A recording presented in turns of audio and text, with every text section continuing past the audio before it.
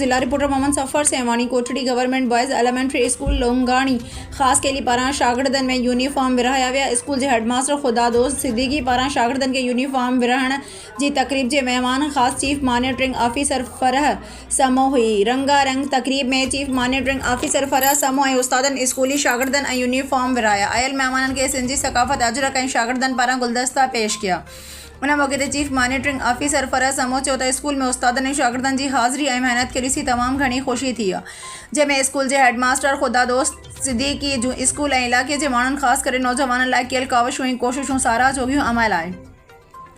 उनखां गाजण तकरीब में हेडमास्टर खुदादोस्त सिद्दीकी चयो त गवर्नमेंट बॉयज़ एलिमेंट्री स्कूल लोंगाणी ख़ास केली में बग़ैर कंहिं बि क़िस्म जे बजट ऐं SMC फंड न हूंदे बि शागिर्दनि में न सिर्फ़ स्कूली यूनिफॉर्म ॾियूं पिया।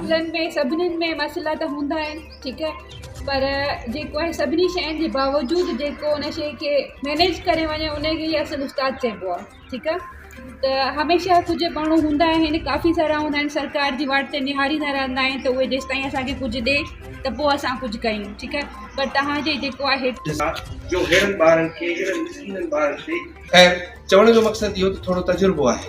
उन्हनि तजुर्बनि जे बुनियाद ते मां हमेशह इहो चाहींदो आहियां त मां हिकु हेडमास्टर जी हैसियत सां चाहे मूंखे वक़्तु ॾियणो पइजी वञे, कुझु बि करिणो पइजी वञे, जेतिरा मुंहिंजा वसाइल आहिनि आउं उहे एफर्ट्स वठण जी हिकिड़ी कोशिशूं वठंदो आहियां। ऐं अल्हम्दुलिल्लाह माण्हुनि मां उमेदूं घटि मिलंदियूं जेके असांजा पाक उमेदूं घटियूं त